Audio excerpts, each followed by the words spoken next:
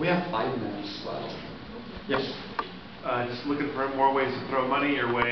Is there ever going to be like an oversized slipcase kind of omnibus? You know what? As of this morning, the answer was yes. And as Robin talks to retailers here, she's backing off again. I mean, it's on, off, on, off. You're talking about over 2,000 pages of story. So if I put it all together, one glorious high production $150 package or something. Yeah, it's very expensive. Well, the feeling around the room right now among the professional retailers is it's too soon. You know, just come back off a while and see what happens to the popularity of the book, and if it continues to grow, then come back with that maybe someday. But right now, it's just, you know, I've sold the story in 3 or 4 different formats to everybody that's read it or going to read it until, you know, there's a cycle to creative product. I'm lucky to have been able to make a living off of it while I was in production. And when it stops, then we have to give it 10 or 20 years and let the rest of the world find it. The fact that you guys were aware of it while it was in production, that's pretty cool. That's like you were able to watch Mozart in concert. But Mozart was only so popular in his lifetime.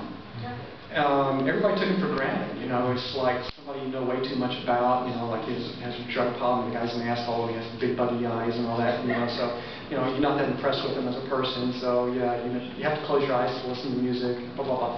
So the guy needs to die, and he needs to stop making stuff. And then let his wife go all around Europe with his manuscripts and get every orchestra in Europe to play it again and again and again and again. And next thing you know, it's like every Christmas it's this, every holiday it's that, and you get used to him and blah, blah, blah.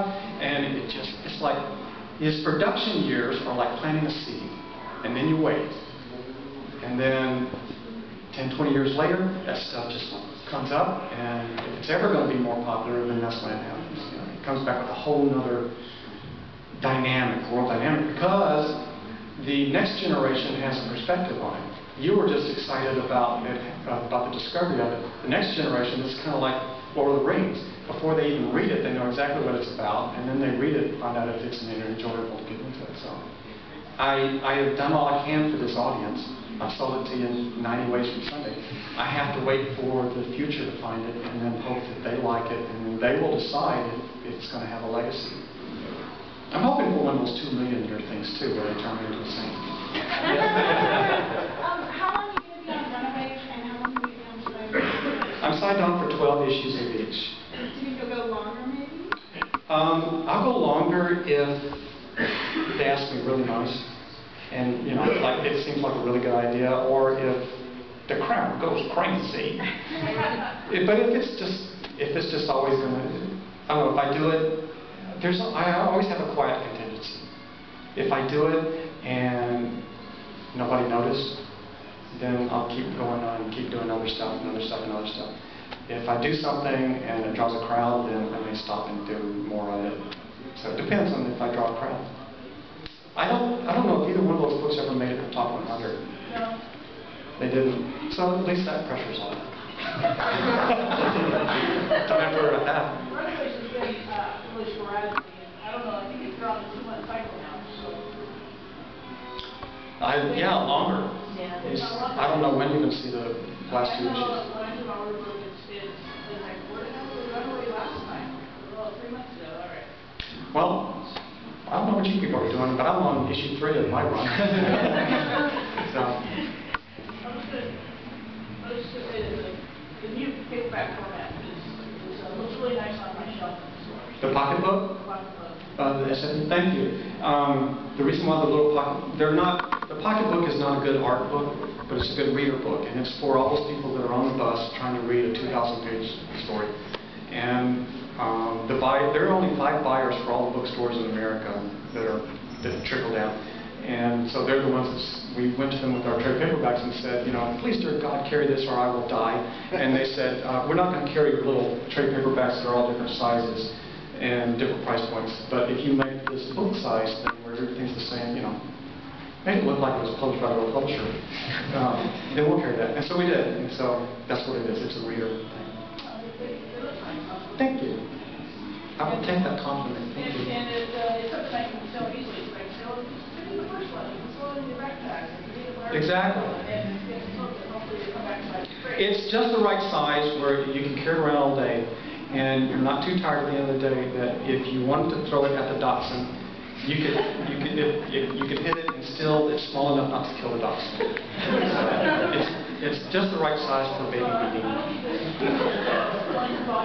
Whereas, and I would like to point this out, the bone omnibus. You hit a baby with the bone omnibus, that little kid's a goner. So, not a kid-friendly book. I don't care what they say. I mean, even drop it on little, you know, if you had one of those yip-yip dogs, the ones with the nails, drop it on there, you never see them again. So, the pocketbooks are very friendly. I think I'm at a time, they want to stop 5 minutes before. I want to tell you about something very cool that's about to happen in this room. One of my heroes of cartooning is in this room, Dan Wilson. And I started reading Dan Wilson's cartoons back in the 60s in magazines I wasn't supposed to be looking at. And there was a story that he was a little strange, that he was an unusual man, and so that made all of us teen kids love him. He was our hero. He drew all these twisted things and talked about, you know, he had an entire series about a little boy and how miserable childhood was, you know, and how scary. If you're looking at nothing but ankles and knees and being dragged around all day and you don't know where anybody's going to take you or what happened next, it's scary as shit. And Dan is the one who captured all that in the back of National Lampoon and all that. So we had this story, there was this urban legend. You've heard about, you know, the $5 Corvette and all that kind of stuff. Well, there was a Dan Wilson urban legend, which was that once a year, like you would want your eccentric to be, once a year you had to go to the rest home. And the way his editors would know he needed to go back for a little 2-week getaway was that he would always turn the same cartoon, and it was the cartoon of a vampire at a baby board looking at all the newborns saying, "I'll take that one." And when we turned that one in, his friends would go say, "Okay, let's go away fishing for a couple of weeks." And give him a rest, and then he'd come back and do all these incredible cartoons from Playboy and all that. And in this room, they're about to show a documentary, the first one I know of in existence, about Dan Wilson and his work and his life and all that. And I'm actually in that, giving another testimony for one of my heroes. So it's an incredible documentary. It's incredibly well made, and you wouldn't believe the people that are in there who are saying, you know, this man has affected, you know, entertainment as we know it. So I encourage you to stay and watch that. You will be very happy you did, and it's going to be a CD that's going to be available very soon. So enjoy. And thanks for coming out.